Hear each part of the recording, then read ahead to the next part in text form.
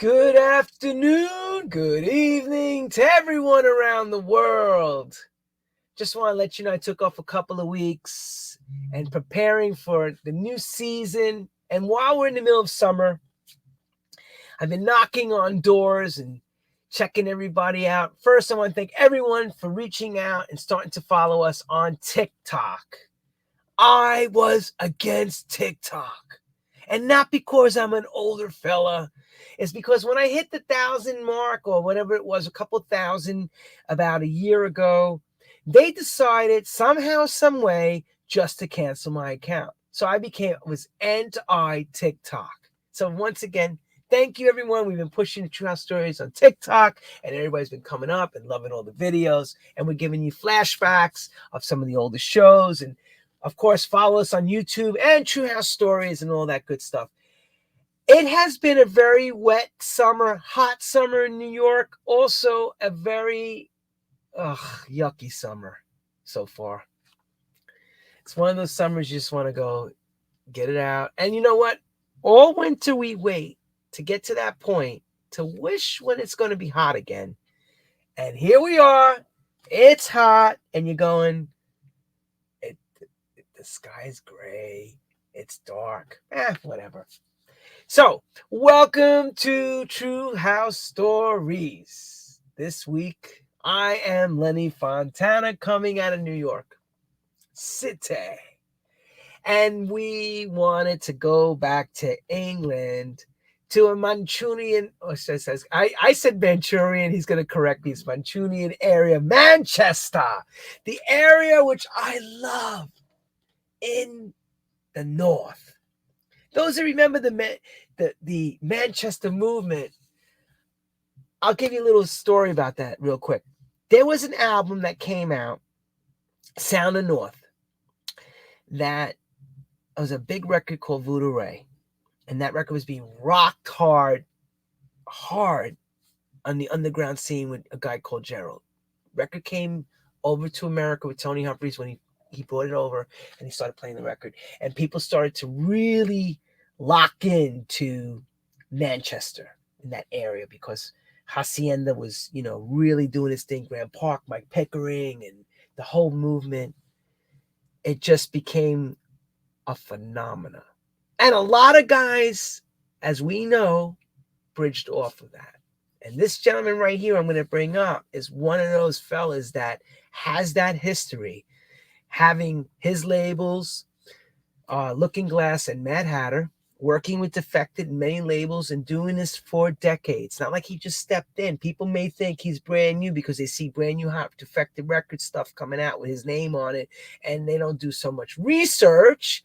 But those that know in the game know this fella has been around the block and a few times and back and around. And he's got stories.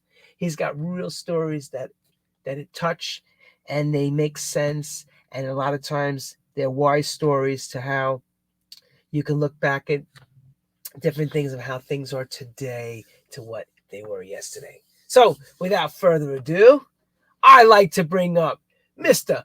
DJ Nick Hussey. Hey Lenny, how you doing, brother? How are you? Hello from Manchester. Mancunian, it's Mancunian. I love it. You see corrected Mancunian. The Mancunian. Yeah. See, I have Mancunian friends. I have Rowetta. I got Grant Parky. I know a lot of people from that area that I love. Yeah. I love that area. It's such wonderful. It's always been a huge house music city in Manchester. So, from way back in the day, we got into it pretty early and we had the Hacienda and, lots of other clubs. So it's always been on the radar, Manchester, for house music. God bless You've been here how many times? So many times yourself. Oh, how many times I play Hacienda? Besides playing Hacienda, I played Home. I played all those clubs. But I always say the people are so beautiful in your area. We like to party. Beer and party. Beer and party. Exactly. One thing I can say that was really non-stop. Sorry? I will say that was very interesting that you had that was kind of on the dark side. So as great as you had the club scene, you also had like a mafia-run door policy going on with a lot of those clubs. And I remember those guys. Those were like some bone-crushing guys. Yeah. They were always calling me, "Hey, Lenny, how are you, man?" But I Yeah. seen them take some guys, and it was just like, man, they didn't play, It was man. serious. They We was, we were called Gunchester for quite a while. You know, we had the whole Manchester thing, but it was Gunchester because the gangs took over a lot of the doors of the clubs and, you know, ran all the rackets and stuff. So it was pretty hairy time at the time, but, you know, at the time it was just such an exciting place to be. Then that you know, you only saw that side of it if you were looking for it. You know, there were so many people coming having great nights that it just that got lost. But in the end, it did take over and, you know, closed Hacienda down, closed Home nightclub down, closed a lot of nightclubs down. So it was a shame, but we're a victim of our own success, Manchester. You know, there's so much money to be made in clubs like that. You know, you're going to get stuff like that, unfortunately. well, you know, off camera, everyone, I was telling my man here, I said, I want to try something a little different. I wanted to bring out a first question, and then we'll get into like the background story of Cool. Nick's situation. I want to hit him with this one question. What, if you could put it into words, what would be the greatest highlight of your career? It's got to be every time I made a track, I had a club in mind where it be played. I was talking to Todd Terry about this a couple of weeks ago. He said the same. He always thought of a club when he was making a particular track, it would suit. But mine was obviously, it was coming from Manchester, Hacienda. So I'd had played tunes played in other clubs loads of times, but never Hacienda, and I was always waiting for Hacienda.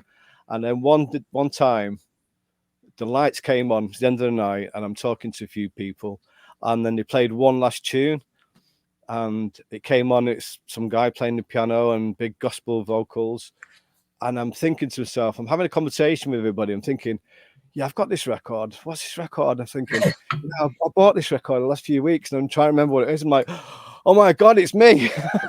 And that was the moment that I'd always dreamt of, and it was happening. And I looked in front of me, and the whole place was going absolutely nuts. There's hands in the air, all the lights on, and it was just like, it was all I've ever imagined. You know, that's why I did it, and to see it come to reality was something you know you don't really think you're going to achieve it. You always want it, but you know, when it's there in front of you, it's just, you know, the hairs on the back of your hands, just, you know, every part of you is just elated. So I think Who that's was got to be it. who was playing that record that night? Parky Graham was playing it. Oh, the wonderful man himself, Grandpa, another Yeah, alumni of True House. Great guy. yeah.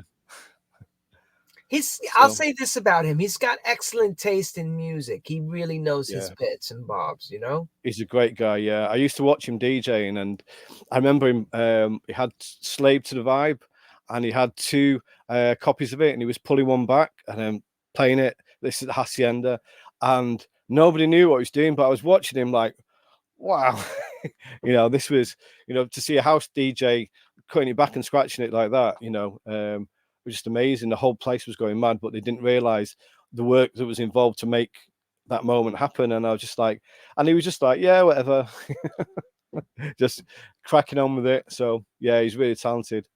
Yeah, Parky's got, you know, I give him a lot of credit. Yeah.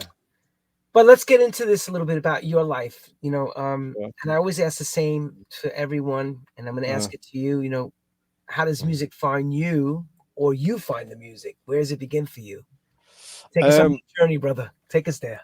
It was music was always around from, you know, being young. I come from a big Irish family, so every weekend was party time, and everyone's picked up an instrument. You know, you just joined in. You know, just banged a tin or, you know, whatever, just made some music.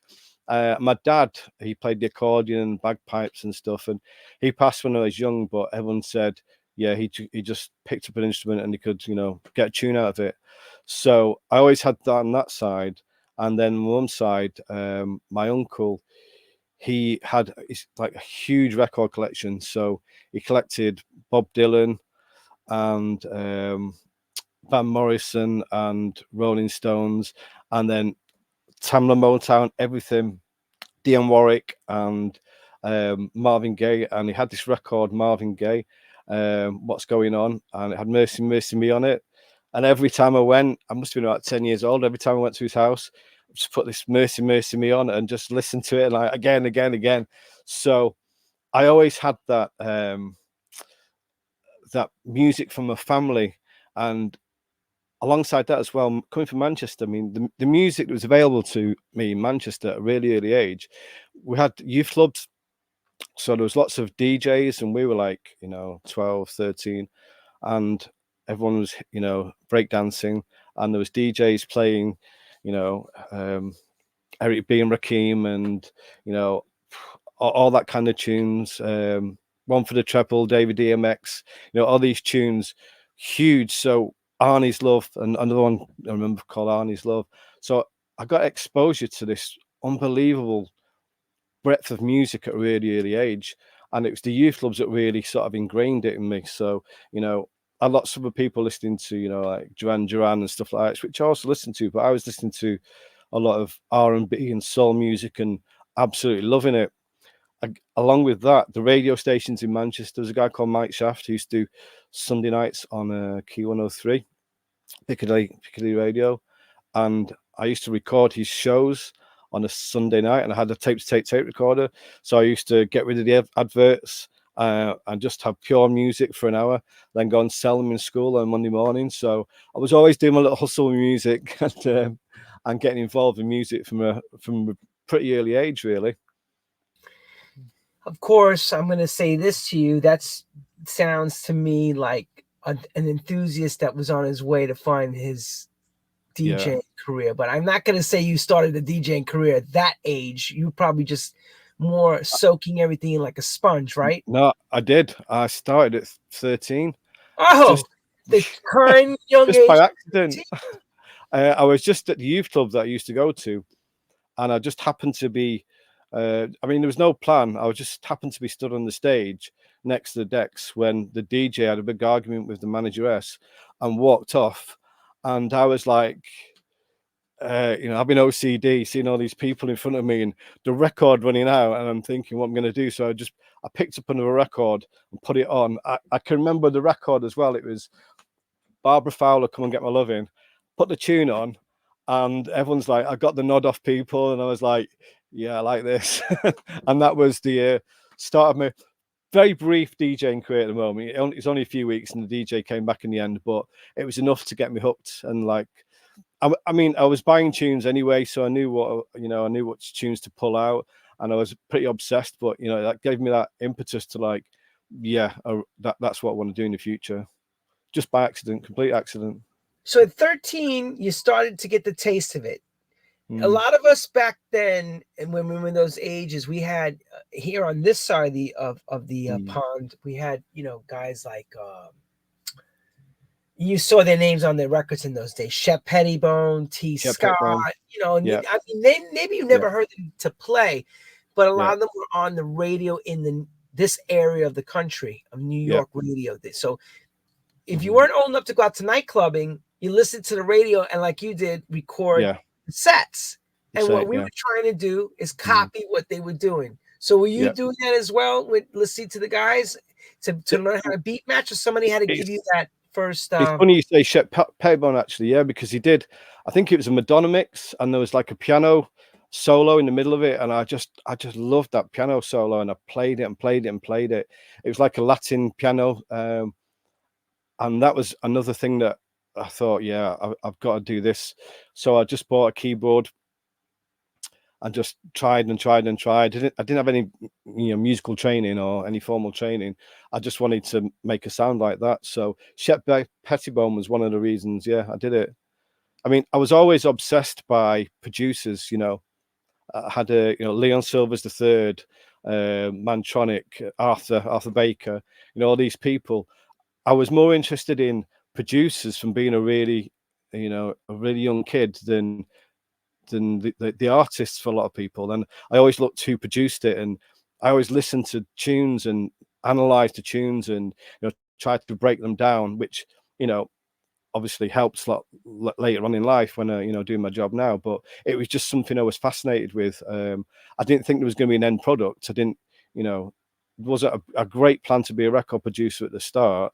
I just sort of accidentally fell into that. But everything that was leading up to me becoming a record producer was, it was pretty obvious at the time. Sure, no, I could see that, and also you had a big northern movement, a soul sound, which Yeah, would be more categorized to a Motown sound, even yeah, pre-Q coming exactly. in. That was all around you, so it was inevitable for you to find that music because it was everywhere around you. From what everybody I always talk to talks about the northern soul, Yeah, and northern Northern soul, Soul was huge. right? And it has, at the Wiggum Casino, you always hear those Yeah, same stories, yeah, and I guess those building blocks, so important to yeah, what came after, because you guys basically carried the torch after that ended, in a yeah, sense, because it didn't go on forever, mhm, you know. yeah. How's Manchester was it was such a, for me personally, soulful place. One of the other big influences was this group called 52nd Street, and they were from my area. And one of my best friends, it was his brother was the drummer, Mikey Wilson, and Diane Charmaine and Tony Bowers. They all lived, around the block from me. So, and they had a #1 Billboard track with Nick Martinelli as a producer. And I was only a young kid, they were like 5 years older. And I just saw like, I can do this. Somebody from around my way has succeeded and been really successful. They made it more accessible, but it was the soul music at the time. The Loose Ends and 52nd Street and stuff like that was just, that's what drove me at the time. Obviously house music wasn't around then. It was just all about soul music, R&B and stuff like that, and then later on hip hop and house. glad you But said yeah, that. Glad you said that, because there was no house music in that time. no, It no, was what they called just they called it R&B dance or yeah, R&B music. They didn't call yeah, it house. That was later, yeah, a lot later. yeah. 86 onwards. But when Well, it got to Manchester, it just exploded like nowhere else. You know, you had Adonis, No Way Back, and Lack of Love, and This Brutal House and stuff like that. And 86, 87, you heard it everywhere. Every car door that opened, you heard it. Every street was playing it. Everything you could hear music was playing house music. And I went to other cities, and they weren't getting it. So it was strange how it just exploded in Manchester. I'm not sure why it just exploded in Manchester, but it just seemed to. okay, so give us in your steps your first meeting with Mr. House Music, because as everybody has that moment, a life change. I call it's like finding God. It's like, because you never heard it before, right? And Yeah, you may have heard it, but not realize it's called that. But then you've seen it with thousands of people around you yeah. going Well, absolutely mental. When is I this? Give it to I us. I started, my cousin Darren Leach. He used to DJ at a club in Chinatown in Manchester called the I Don't Know Club, and he called me up and he said, "I'm going away for 2 weeks. Can you come for me DJing?" And I hadn't DJed since I was a kid at this time, and I was like 18 or 19 something. Um, and I said, "Yeah, sure." He said, "I'm just away for 2 weeks," and I went to the club, and he showed me actually mixing records as playing, just stopping and starting them. So he had, like, I think it was like Joy Sims or something, and he was pushing it forward into the next tune, and I'm like, what the hell? And it was mixing two records together, so it was seamless, and I was like, whoa. And that just blew my mind at the time. So I worked for him, for his job, for like 2 weeks. Then he never came back. He went to Greece and just didn't come back. So I, by default, got his job. So that was like £25 a night, which in the 80s it was good money. And then this guy, I was aware of house music because we had T Coy from Manchester, which is Mike Pickering, and Adonis, and but it wasn't a movement. It was just part of the tunes that you heard, around the way all the time. It wasn't really classed as house music. It was still sort of classed as, I don't know, R&B or I don't. It was in that genre, just sort of dance music. And I had a guy call me up and he said, Nick Hussey, yeah. He said, "Do you play house music?" So I said, "Why?" He said, "Well, I want to start a house night, but I can only play like £75 a night." So that was 3 times more than I was getting playing where I was. So I just said, yeah, I'm a house DJ. And I went out and bought every house record ever made for like $20 and turned up and played all these house music records. And about 3 weeks later, it was just roadblock. It was just crazy. It was just word had got around. It was Thursday night at a place called Hamilton's in Manchester, and it was just insane. And it was just, wow, what is happening? What is going on? Obviously, that was the very start of it. But then you had records like Can You Jam and Jason, Can You Dance and stuff like that, which just so euphoric. We'd never heard anything like that before. You'd had disco and stuff, but that was sort of before our time. This was our disco. This was our euphoria, where you just wanted to dance. You didn't have any option but to dance, and those chords and synths and stuff at the time. And it's just, as soon as I started playing it, I was like, right, yeah. I mean, I didn't call myself a house DJ. I was just a DJ. There wasn't certain genres. It's just that's just what we played at the time. Did you So that's when I realize at the first time? started. Did you realize at the time that this was all coming out of the Chicago area? Yeah, we knew. Yeah, you knew for sure, right? We knew. Yeah, for sure. Yeah. We knew. Yeah, we were, DJ International tracks, and it was, we had the hot new tracks record, and it was, because we used to get the records on, was it like a Thursday, I think? So they all come shrink wrapped in the record store, and we'd all be waiting outside, what we're going to get this week, and you never knew what you're going to get, and it was just such an exciting time. It was just like, I mean, obviously I was younger, and it was like you prime your life, so you're exciting, but it was just nothing like everyone had ever seen before. Getting this shrink wrap vinyl, yes. Gotcha, of course. So of course I know you. It's like everyone at that time. This music is becoming the birth of something, and you, as the artist, is becoming something as well. I mean, you don't know yet where this is leading, because you just, as they say, it's like you kind of like blindfolded in a way, because you don't know what's the next step is going to happen. No. Well, I did my training, and there's a place in Moss Side called The Kitchen. It was like a recording studio. So I was just listening to, it was like Kiss Radio or WBLS or something, local radio station, which just played just R&B and stuff all day. And it came live from this recording studio in Moss Side called The Kitchen. And I was just fascinated. And I really liked the sound of it, so I just gave them a call and said, I heard you on the radio. Do you mind if I come down? They said, yeah, sure, come down. And I went down to the studio. I think this was about 1986. Yeah, 1987. Yeah, somewhere around that time.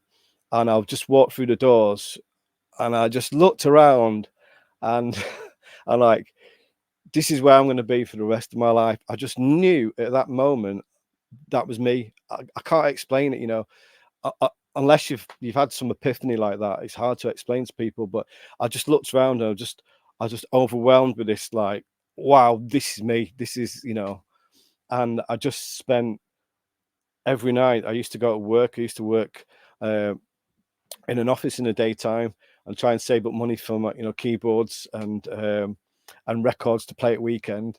And I just used to go there after work and tidy up and ask questions and sit there, and I just loved it. But at the time, it wasn't, house music wasn't out. It wasn't, that's where a lot of people made the music. You mentioned before Voodoo Ray. That's where they did Voodoo Ray and a few tunes, but everyone was doing mainly sort of, street soul, call it, street soul at the time. And it just developed into house. There wasn't any like, right, we're going to do this. It's just more and more people started coming in playing, house beats. And we had a 909, so that was the start of it, and an 808, and I had a TR626 as well and a DX100. So we always used to, pull our equipment and see what we could do, and it just developed into house. It was just more and more house. So that epiphany moment, it's like walking into the church, and Yeah. it's like when the gospel goes, and you feel that feeling, your hair stands up. It's true. That's exactly what it was like. It was like, right? It's telling people, it's like, I found Jesus. Oh my God. Where has this been my whole life? It's like, it's literally like that. I tell people that all the time. You have no idea. Once you taste that drink, and there's no going back. It's horrible because you always want it. Yeah. It always pulls you back in. Yes, you want to leave it, but yet you get a little taste of that drink again. It's like, oh God, it's so damn good. It's like the best drug in the world. No drug gives you that euphoric feeling which you just described. Yeah. I've seen TV shows talk about this all the time. They show a guy coming into like a club, and he sees, and they dramatize it. And I've tried to show this to people that never went to clubs, and they don't get it. I said, until you really feel that feeling, you'll never know. It's like the moment you went down the roller coaster, and that your heart drops, that energy, just the threshold, the G-force, same thing. Crazy. You described it perfectly. Yeah. And that I've tried to sort of step out of music on occasions, because it's frustrating. It's a hard life to lead sometimes, because it's extremes. It's you're very successful one minute, then it's difficult the next, and you do want to leave it, but you just can't. I sit down at the piano and just I sit at a Fender Rhodes and just play it, and well, that was back in. I'm glad you said that, because that was going to lead me to my next question. As I'm watching all the gear, you mentioned about all the guys working at the studio at that time, and you were getting a taste of this. Did you have any formal music training as a kid to work up to this? No formal training. There was a well, the reason I bought a keyboard was one of them because of Shep Pettibone track, and I used to be like a roadie for my friend's band called Look Twice. They were like a jazz funk band, like sort of Weather Report kind of stuff. And they didn't have a keyboard player, so I'm like, I'm in. All I need to do is buy a keyboard, and I'm in. Obviously a lot more difficult than that, but that's when I first bought a keyboard, and I used to sit there and just go over it. And I used to go to the pub with my friends, on a Sunday, and I'd be sat there with my pint, just tapping away, and it's like, you're doing that thing again, Nick. And I'm like, oh yeah. And then I used to go to church with my folks, and I'd be like, my mum would be like, stop, because I'd be playing the pew in front of me, and she's like, stop doing it. And I could never stop. I still don't do it. I'm always tapping things out. I hear things in my head. I'm always trying to play it in my head, and I'll play it with that keyboard there until in my head it's right. I know it's bizarre, but that's the way I learned it. But I didn't have a clue about key signatures, or what I couldn't do. And I think a lot of it at the start of it, that's what helped me make a lot of the early house tunes I made, because there were no rules. I listen to a lot of the stuff now, and if you were formally taught, I don't think I would have made them, because the chords are really bizarre chords, and things theoretically clash, but they seem to work at the start of it. I don't know. Now I know there's a reason why, because it's a lot of that stuff's written in jazz minors, and the vocals are out of key, so it's kind of like a coolness to the 90s sound. That was a big thing with it. Yeah, if I remember correctly. But notation wise and music theory, it's against all the rules and regulations of how you do records. Absolutely. Because I did go to college after I had like one of my first records out. I thought, I better, because I was moving into the studio a lot more then, and I thought I better get a bit more musical knowledge behind me, because I'm having a lot more Wait. Why? Why? Well, it's just something that at the time I thought was necessary.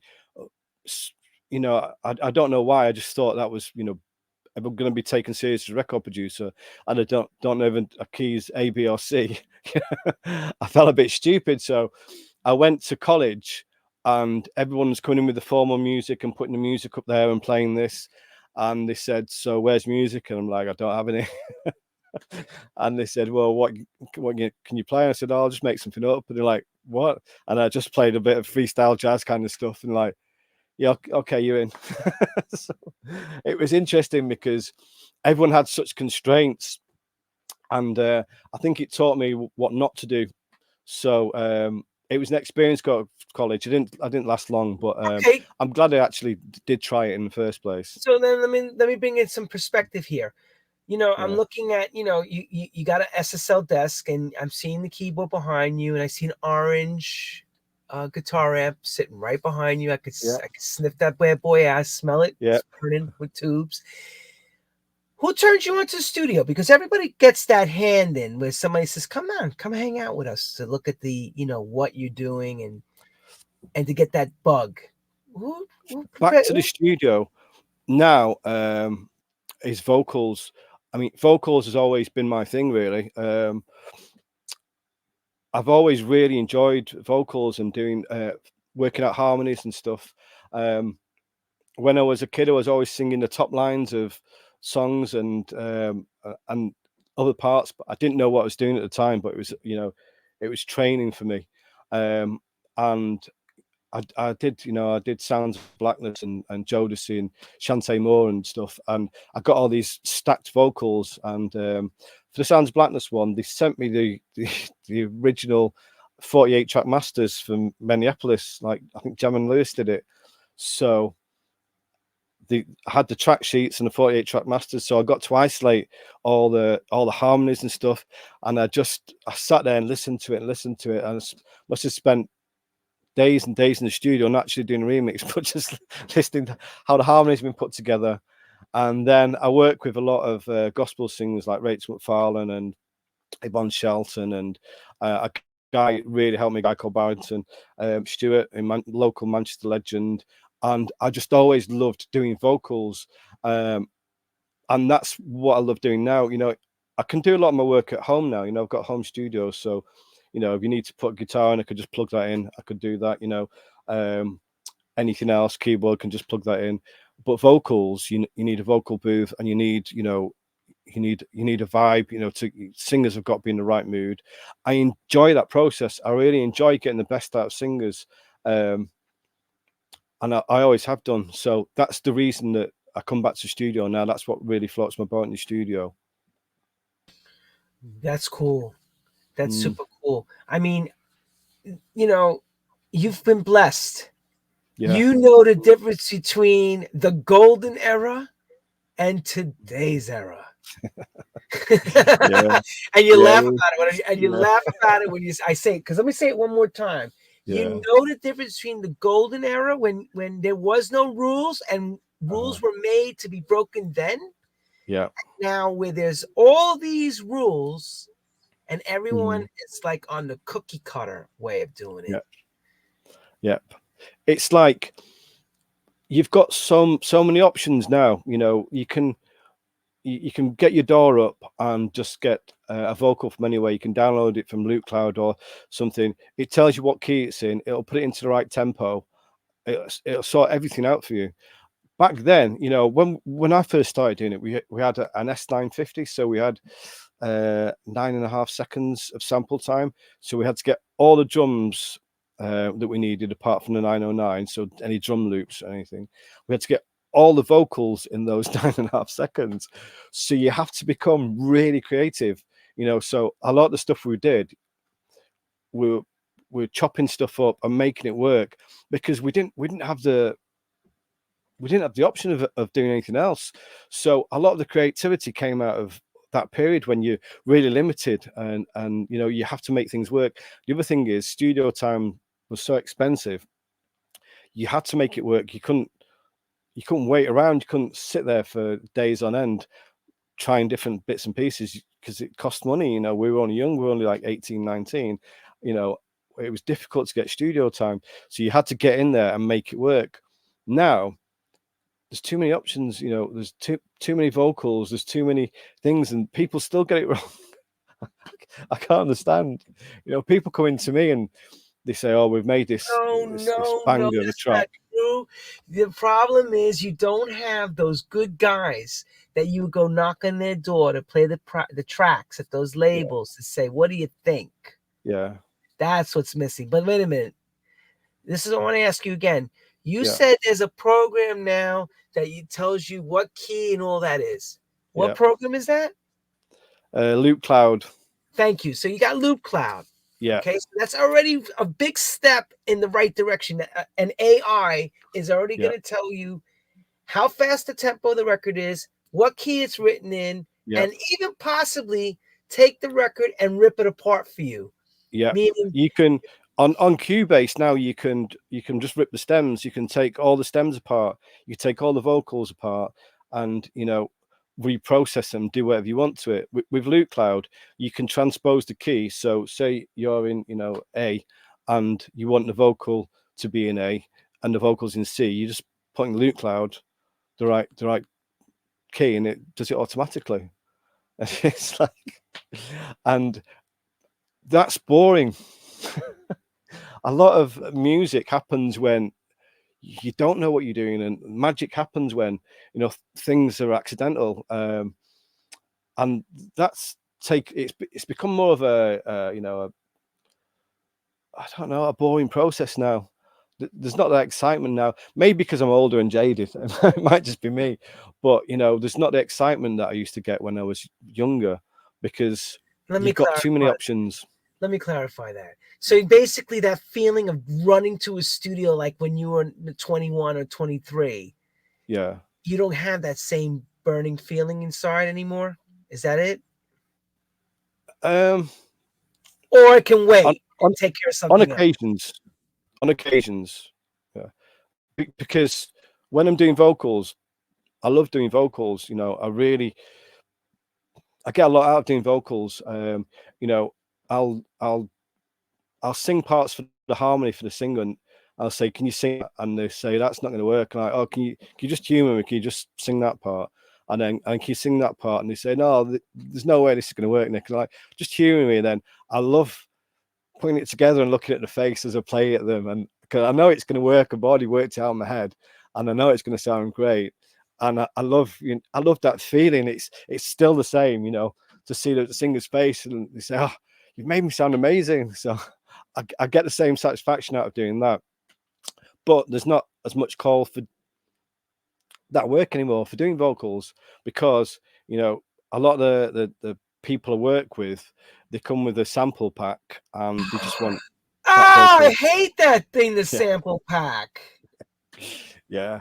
You know But why, this is everybody? I this hate the is sample pack because you're hearing everybody's freaking records now, the same yep, samples. yep. But this is the world we're living in. Like, it really hurts me as my job as a producer to make a track successful.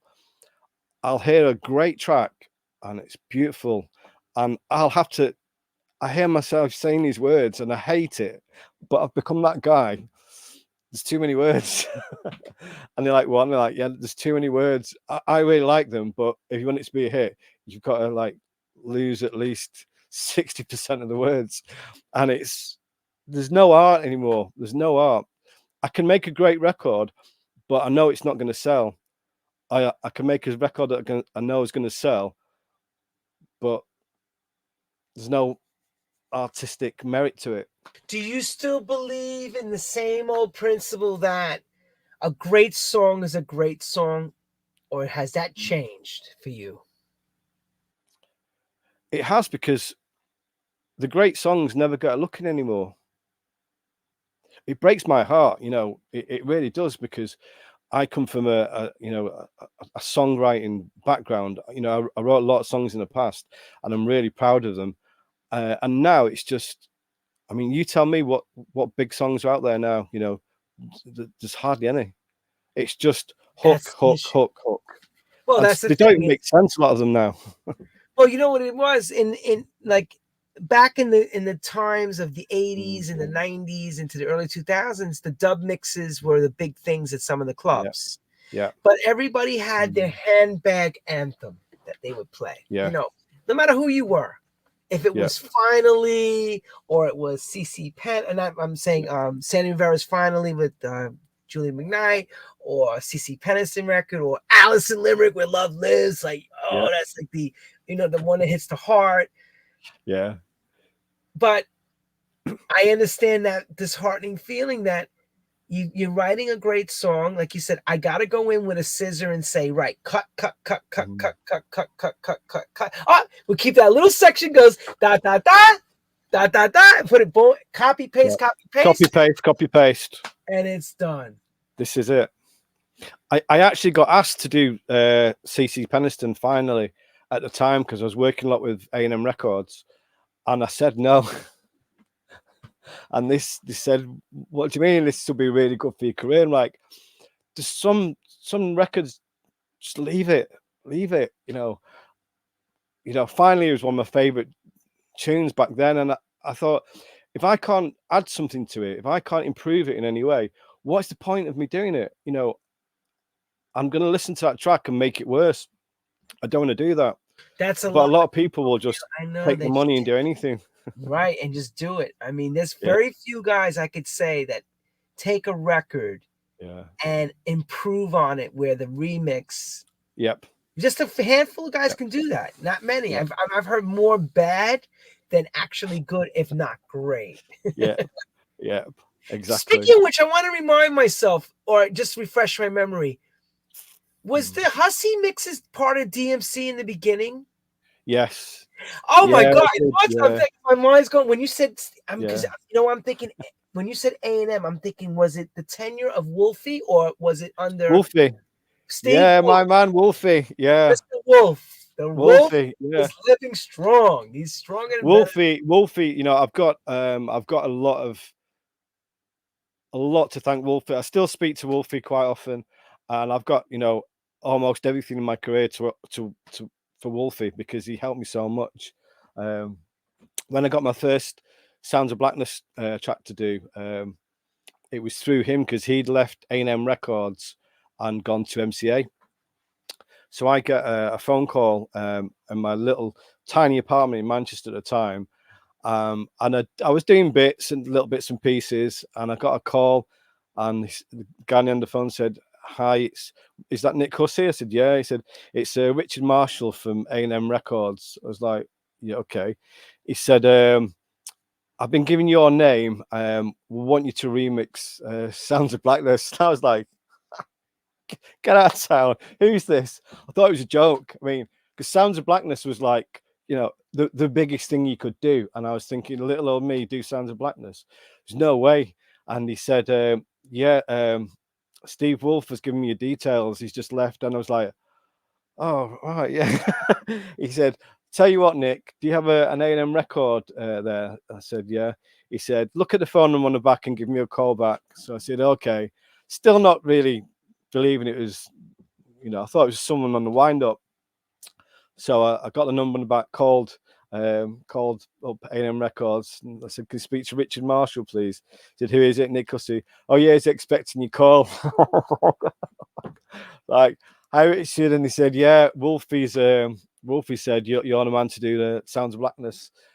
So can you do it?" So I was like, "Yeah," and that was the it was number one in the dance charts, my mix, for like, I don't know, about 3-4 weeks all over Europe. So that's the one that. I remember back at that time. I remember I was very close to Wolfie. I remember getting copies of that back then and saying, "Hussey's on." I said that was a good move. I remember telling the Wolf. Cheers. That's him. What a guy. What a guy, Oh, he's a doll. I love him. Yeah, Known forever. I mean, he's a great businessman. I mean, fantastic. He's going stronger than ever.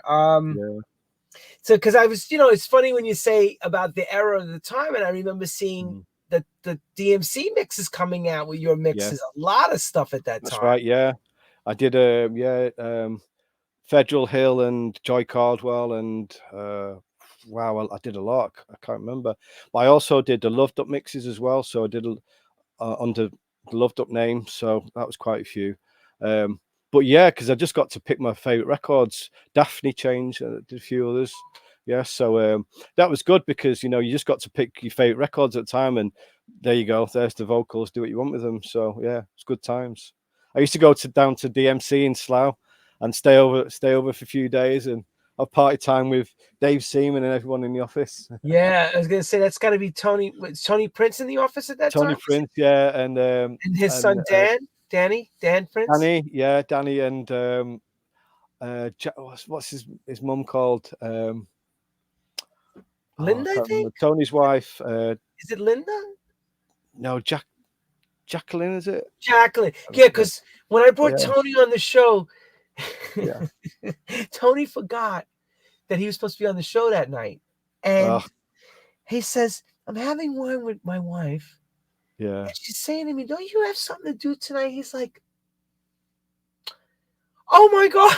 He jumps on. I got to go do the show. And we're all sitting there waiting for Tony Prince. So I have to give Tony Prince, he's a character. And I remember him running that office. Must have been always a party time in there with him back in the day. Yeah, so you've been around some good stock, my man. You've been around some good, strong pedigree people, like heavy, powerful people. It's not, not many could say that, and still to be here to talk about it now. What happened? Wait, I'm sorry, Nick. Hold on. I'm sorry. Somehow you got... Oh, your mic's not connected. Something happened. Or you have to unmute the mic on your end. Oh. There you go. Okay, yeah. So as I was saying, not many could talk about, being in the battle, yeah, and still come out, still enjoying it and loving it. You've got to adapt. The thing I always liked about music as well is I like doing things a different way. I never felt settled. I always wanted to do something different, and different keyboards, different drum machines, different effects. That's the thing that always drove me. And if you can keep doing that, and different genres, and different inputs, that's why I really enjoy working with people, because I get a different point of view. The way they look at things is different from mine. That's why I always learn from whoever I sit next to in the studio. I always learn, just because it's different, So I've got a very forward-thinking way of doing things. I think I get bored very easily. I've got I think what you call ADHD now, so I'm on the move 100 miles an hour all the time, and I like listening to new tracks, new sounds. That's what influences me. So I think you've got to have that mindset, because a lot of people I know give up, or you're just getting stuck in the rut doing the same songs, the same kind of music for which we've all moved on. I mean, it's coming full circle now, but some people don't learn from stuff. I think you've always got to learn from stuff and move the times. Well, that's going to be excited by it. That's going to keep you as a trendsetter. Yeah. Back then, your heroes of back then are different now, because you're kind of a hero to some of the younger guys. Mm.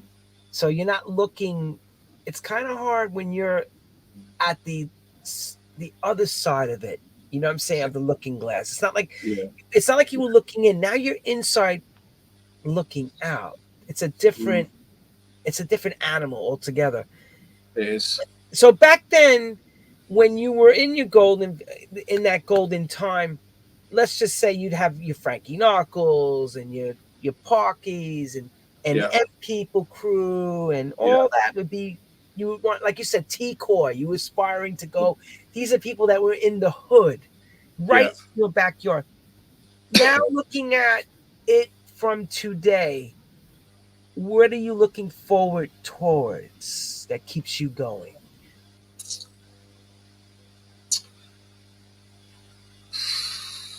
And that answer, everyone tells me a lot. That just left me like, oh my God. Wow. Wait, you could have given me a bit of notice for that question. Wait, I got nothing to hang on to anymore. I'm leaving you. All right, let me rephrase the question one more time.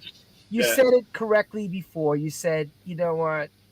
the way principles of doing things now are a little bit different. They borrow some of the older techniques and is a full circle. Yeah. Are you still holding on to the old stuff in your mind, and that's what keeps you going to implement new, or are you looking towards some of the younger and newer guys to kind of give you the inspiration?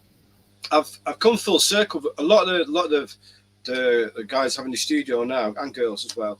The one I've done a few tunes lately, which is just a 909, an M1 piano, and an organ bass line, and they're like, "Wow, that's genius! How do you think of that?" And we've been doing it like 30 years.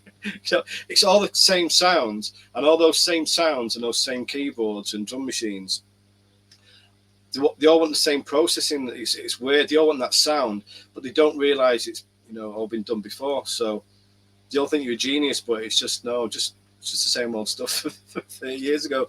But I find it amusing. But I mean, it's not music's music. It's not up to us to decide who's right or who's wrong. Music now for them, that's exciting, and what it was for us back then.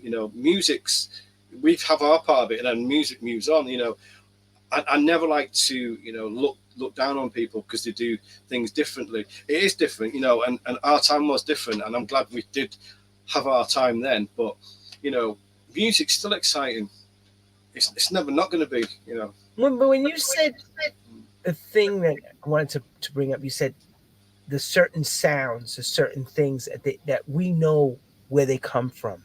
Yeah. And I'll say this from my own experience. Back in the day, people, first of all, when you start to make house music and you went into a store, brand new store of a place where it sold keyboards and equipment, and you said to them, "Hey, I want to buy a Roland. Oh no, what's this sound on this record?" Like, you'll play if you don't know anything, and if you have somebody who knows what they're doing, they'll say, "Oh, that sounds like a 909 drum machine." Yeah. Here's the thing. At that time, when you went to ask the question, "Okay, how do I get a 909 drum machine?" They didn't make them anymore. They were already stopped making that stuff. Yeah. So half the battle of making a record, if you wanted to say copy Kenny Dope, or you wanted to be part like Tartary, or do stuff like I was doing, or Victor Simonello, any one of us like yourself, you had to kind of work out what we were using to make those sounds. Now it's like add water and stir. All those sounds are available. It's like you said, it's perfect. But here's the thing that I want to ask you. How do you know, or somebody knows, to make it sound like something we've done? See what I'm saying? That's the trick. How do they know? Yeah, how would they know to do that? Because back in the day, what we do is we would take the records around, ask people questions, and they kind of clue us up. I get a lot of emails now, people asking me what keyboard or what preset I used on certain records I've made. So, and it's usually the most obvious one, like organ 2 off the M1 or an M1 piano and stuff like that, because I did a lot of early house on that. Back in the day, we were more limited, so there was only certain amounts of keyboards. So I knew all my keyboards inside out. I knew every preset. I knew every single one. And, like I had an DX100, and there was that solid bass that was used off loads. And, obviously, like I said, the M1. And a Juno for strings, Juno 106. It just stood out, as soon as you heard them, you knew, oh yeah, or maybe that was just me, I don't know, but I just knew what keyboard was what.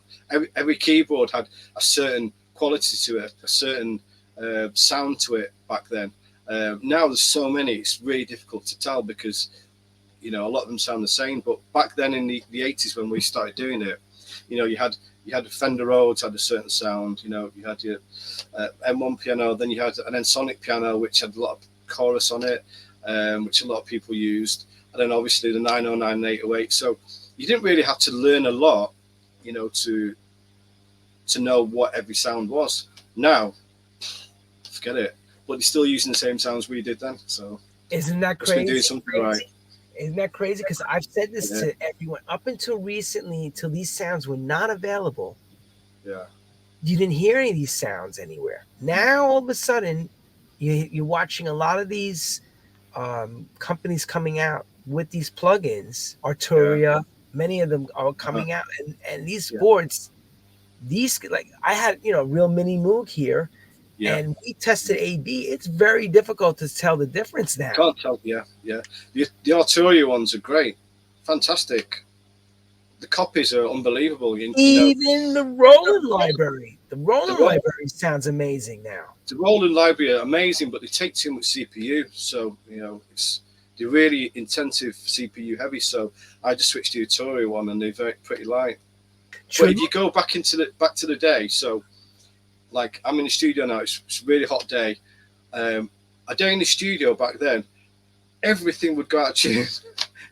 I used to have Juno would go out of tune. I used to have an SH101. Forget it. It'd stay in tune for like 3 minutes, and then it was out. So you're constantly trying to tune stuff. You don't have a clue how easy it is now, compared to back then. And then you had, hum off cables. Then you had to find the right MIDI chain so everything would work in time. You had to do the drums first, and then the bass, and then because it was on a chain and things would go out in sequence, and it was so complicated then. And now you just switch your laptop on, put Arturia on, all good. So in the sense of remixing, Mr. Hussey, back then you would get these R&B acapellas like a Sounds of Blackness that's slower, and you'd have to kind of do your time stretching, or we want to make it tempo that works in a house record. Yeah. What was that like for you then comparing to now? Well, I did pretty well, because I did a track called London Jones, and it was, the tempo was pretty slow. So the tempo was, say, 75 BPM. It was an R&B track. So everybody else had naturally tried to speed it up. So you go from 75 BPM to 120. That's a big jump. And when you're doing it we're doing it on S1000 samplers, so it just sounded like chipmunks, and it was really, really difficult to do that.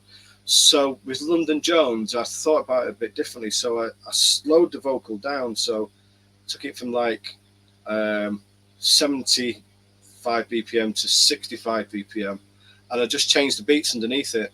So the vocal sounded nearly the same, but there's a house beat underneath it, and everyone's like,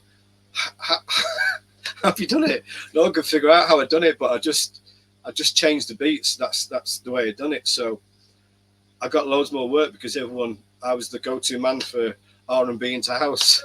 So, see what I'm saying? Like you found your calling, like out of nowhere, because you slowed it down and then you double timed it, which was one of the old tricks we used to do back in the day. Now you could do great with all this technology and all this. What the AIs are doing. That's what I was going to ask you. With the AI world now, have you been checking out where they're morphing, say, anyone's vocal, from Justin Bieber to Frank Sinatra to AC/DC? You think that's okay for us to be doing this? What do you think? No, not at all. It's a strange world we're heading into. Where's it going to stop? I sound like an old timer now, but what are you going to do with it? I do use AI. I use AI a lot in my mixes now. I use Isotope, so I clean things up a bunch and make work a lot easier for me. But we're changing the vocals and stuff. I mean, who owns the copyright to that? No, that's the thing. So now all of a sudden, you can now actually type in, because Paul McCartney just did it with one of those Lost Beatle records. He needed John Lennon's voice to complete it. Yeah. And Paul's like, look, it's John. I wrote the song. It's John Lennon's voice morphing, and we're able to complete this thing. And he thinks it's okay. I mean, it's just the way the world is going now. It's not going to be. The thing is, we've just got to get used to it, because they're not going to stop it now. It's out there. You can't put these things back in the box once they're out there. How do you think it's going to go? What do you think? I already know what I'm going to be doing. So here's my plan, everybody. I'm going to build the new Lolita Holloway for today. You know, that's the one voice I think we're missing in the game. Everybody, come on now, send. Okay. Oh, We were having this conversation with a bunch of producers, my really close friend, and he's like, I am going to figure out how to write this program. And I'm like, I just feel bad because, again, here we go. One last it's going to happen. You're taking the food away from these people. Yeah. Drake is already sued. Bieber's sued. What scared the hell out of me was when I saw David Guetta write this thing and say, check this out. I got Justin Bieber singing, but Justin Bieber didn't sing it. And we're morphing, and I'm like, this is not good. It's great, but at the same time, it's like watching the movie Terminator. You know it's coming. It's just what we did, though, back in the day. People can look at it the same as us sampling Louis Holiday and Jocelyn Brown back in the day and putting them on our records. It's the same thing. It's just a different evolution of it. But we got sued, so yeah. Yeah, I had to pay shitloads of money for that stuff to use their voice, to use their music and their voices. And you know how that works is once here's the problem with that. So you do it as something where you say, okay, I'm gonna do something really cool for the club scene, and then this thing blows up. Now you're in a position like, oh my God, we got a chance for a hit record. Now what? Oh, we gotta go clear this thing. How much they want? 100,000 pounds? Yeah. Oh my God! And all the publishing. We did a track, Rhythm of Life, called "Touch Me" back in like 1990, and we sampled Alicia Warren, a track by Alicia Warren, and at the time it was like we didn't know the rules on sampling because it'd never been done before, and some people saying, "Oh, you can get sent to prison for it," and it was a bit of a grey area because it was all brand new. And I knew that the guy that wrote it was a guy called Rob Manley. He was at Virgin Records, 10 Records. He actually wrote the track. And I went into a record store where I used to buy my records, a guy called Ken Grogan. And he said, I'd already made this record and it was ready to go. And it was on like test pressing. And Kenny said, oh, I've got a guy who wants to meet you. So I said, who? And he turned around and said, Rob Manley. And I was like, oh. And he put his hand out. He said, I love what you've done with my track. I absolutely love it. I want to sign it to Virgin. We think it's going to be a big hit. So we're like, oh, wow. Well, that worked out really well. So we're getting all the contracts sorted. And it got back to Alicia Warren. And she said, no, it reminds me of a bad time in my life. I don't want you to use it. So we had to not put the record out, stop the record. In the meantime, about 15 other people sampled it and put it out for free anyway. So it was just one of those things. That's a disheartening thing because that's where you say, damn it, could have had a massive hit. It's happened to all of us. Yeah. But it's still happening now. I had a record out like about 5-6 weeks ago called Wanna Be with me and Jamie Van Gulden and Alexis singing on it, Alexis Hall. And she played me one down the phone like 2 days ago. Somebody's already sampled it and made a tune out of it and released it. Give us at least our time span of 6 weeks of having a track with it out before you sample our record, not credit us and put it out as your own. It's like, wow. Did you do a takedown, a copy of digital takedown or no? Yeah, it's all going ahead, but it just blows my mind that somebody would take it without even mentioning it. I would have given permission. I've done it in the past. I love people's creative takes on my work. Wait a minute. Now that you say that, I need to stop you. This is what the problem is with the whole industry. Yeah. People don't understand the rules and the regulations of how things work. That's the problem. Yeah. You send a contract to somebody, they don't even look at it, they sign it. Yeah. It's a different world now. So what are you dealing with here? It's like, what do you do now? You tell them, make sure you look. Oh no, I don't need to look at it. They just sign it. Here you go. But a lot of the guys have in the studio, they get contracts, and they've signed it. And I said, do you want me to let me look at it? I've had a lot of contracts. No, it's okay. We signed it already. So did you read it? No, because everyone's so used to pressing on their iPhone. Yeah, okay. Nobody ever reads anything now, and no one's aware of any of the rights anymore. So, God knows what's going to happen in the future. These guys did have a big hit. It's happened to all of us. We've all had hits, and then the money's just disappeared. And oh yeah, you signed this. Don't you remember? Nope. I don't remember nothing. That's the difference now.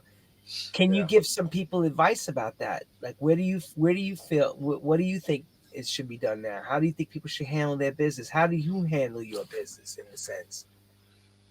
Well, I mean, back in the day, we all had, the music industry was a lot different place. There was a lot of money and then lawyers were involved. So, you always got your contract looked over. Now, who's going to look after your contract for you? You need someone with experience.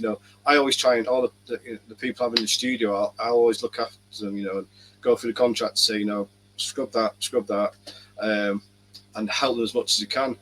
But it's difficult if you're not got access to somebody like us that can advise you to say no. What are you going to do? Where do you go? So, until later on, the record's played on Coca-Cola commercials and Bentley, and then your favorite championship Manchester team is playing your record as their anthem, and you're going, oh my God, I'm not seeing anything. No. That's happened, well, so many times. Oh, that's the story of decades. You hear that same story. I think it's a rite of passage in the music industry being ripped off. Oh, yeah. I mean, at the start, it happened so much for me. But I just wanted to get in the studio. I just wanted to make another track. I didn't care about that. I just wanted to make music. I wasn't into it for the money or the greatness. I just love making music. And I think I was probably aware I was going to get ripped off again on this one, but I don't care. I didn't care. I just wanted to get in that studio and make another track. That's my legacy. All the tracks I've made, not huge empire behind it. It's the music. That's all. It's all ever been about me. So it's basically it's a passion thing in the beginning, and it never left you. I can hear it.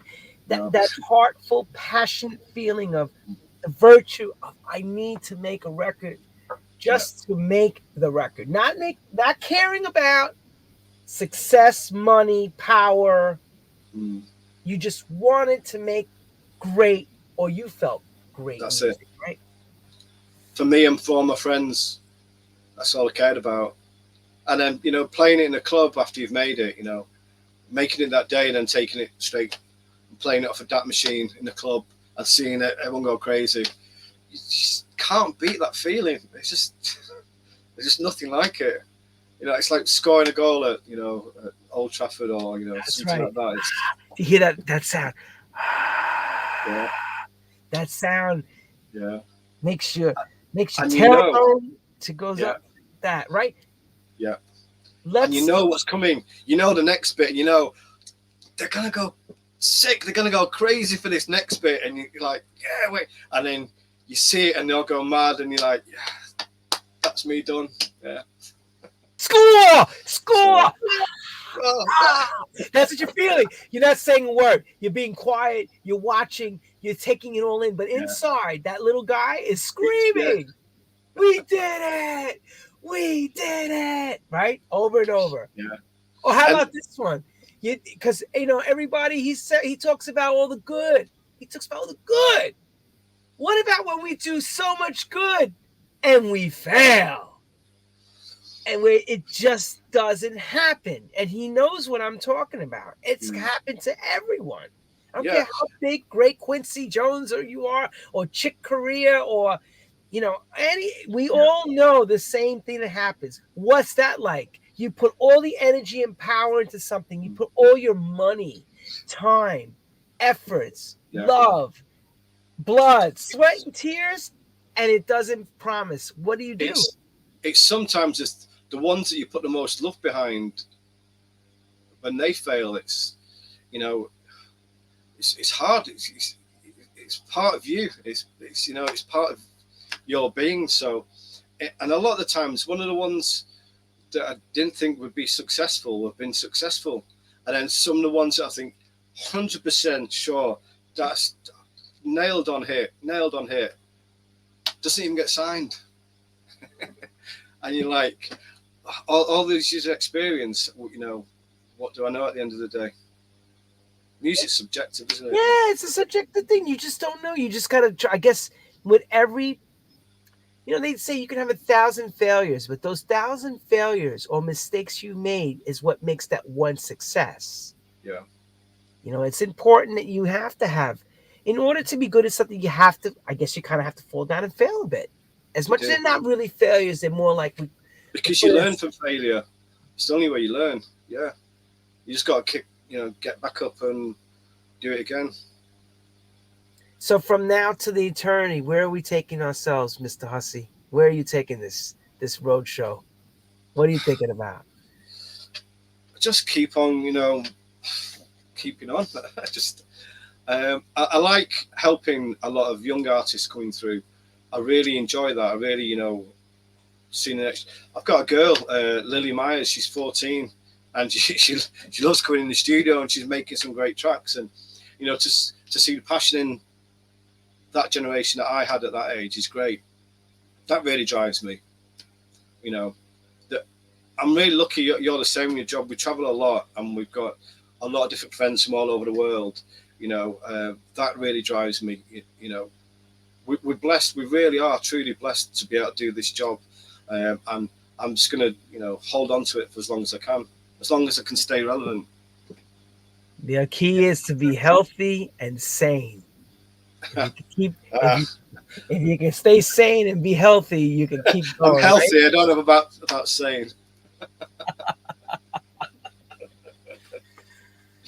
Well, everyone, you're going to have to follow him on Spotify because that's where life is now in his world. Yeah. Not like I'm going to tell you go buy his 12 inches. He works with a big stick still, and he cracks that stick hard, and those records are keeping on going because he's still working with some of the best record labels in the game. So he's got to be doing something at least at minimum 50% right, because I don't even want to say 100% because I don't know. I don't know what 100% is anymore. None of us do.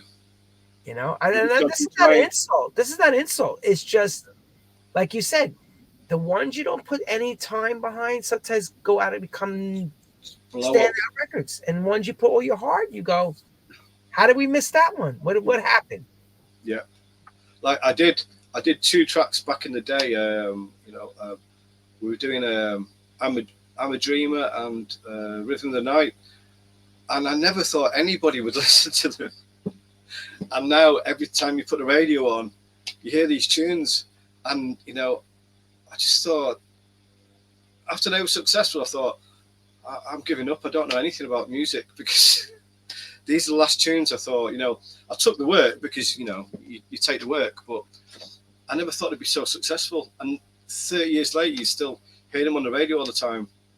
And, not the best tracks I've ever worked on.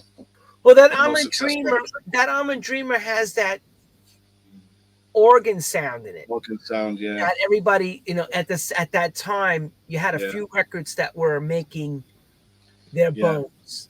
Crystal Waters was one of them. That's right, yeah. Well, I was speaking to do you know Stonebridge? Yeah, I was going to say it's got to be Stoney. Stonebridge is his sound. I was talking to him about this. About the whole organ sound for Robin S, and he said it was a complete accident, Nick. So I said, what do you mean? He said, I played a bass line in, and I was just scrolling through sounds, and I just went on to organ 2 on the M1, and I was like, wow. And he said that was it. There wasn't any big plan behind it. It was set on the channel, and it was all the effects we'd had on it. It sounded awesome, so we kept it. So this is how these things happen sometimes. So here's the deal, everyone. We found fire and burned the place down. And, oh, wait, don't touch it. It's perfect. You go. Yeah, just leave it be. Yeah. The trusty Hammond B3 that Korg sampled and made in the M. I know the patch. We all know that patch. I think it was called Perk Organ, if I remember correctly, something like that. Perk Organ, one of those. Well, it was definitely. And as soon as you play that bass line, you go, oh, wait a minute, that's Robert S. Yeah, it just works. Just works.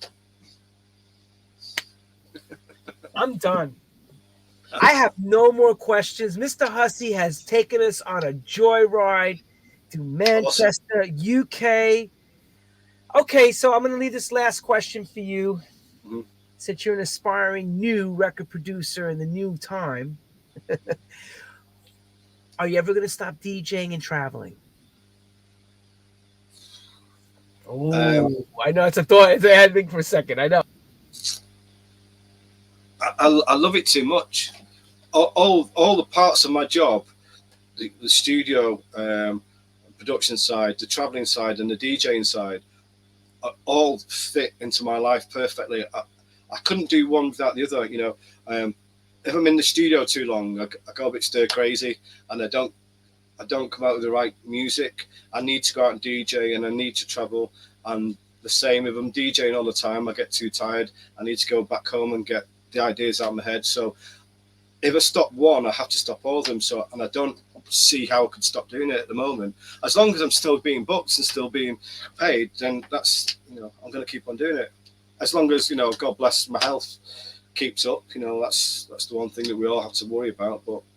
But can you still keep up with the best? Are you still going and caning it? Or you said, I can't cane it. I just got to come and do the work and get on the planes, because that's where you feel a slowdown. You can't, it's hard to cane all night, city to city to city, and then be 25 years old, jump up and go, I'm ready. It's just, you feel it, It's like, back in Miami, I'm just going to bed now, and I'm getting up and seeing these guys come back, and I'm like, I'm glad that's over. Exactly, because back in the day, that's how we looked when we were coming back, dragging our tails back in. Absolutely. Absolutely. And they were looking at us like, are you all right? We're like, yeah, we're all right. I'm all right. Yeah, I'm all right. No, you're not. What an amazing you. Oh, this was so great. You're wonderful. Great. Really enjoyed it. You're a legend in your own time, mate. You too, Lenny. And you got to keep doing what you do. Just keep pounding those records out, because we need quality. Quality always overcomes what I call mediocrity. Yeah, and keep guiding the next generation. And thankfully, True House Stories, we're at all these wonderful people. We're just about 3 years now. Fantastic. And we're going to be doing some special shows coming up, and we got some great people coming on, and like yourself. And I'm just so glad I reached out and heard your story, because to hear it like that, you don't get a chance to really get it like this. So good on you, my friend, and we wish you all luck. And everyone around the world, I want to wish you all a good night, and we will be making announcements to some of our new guests coming on. We're going to take a momentarily break for another week or two, and then we're going to start heavy again.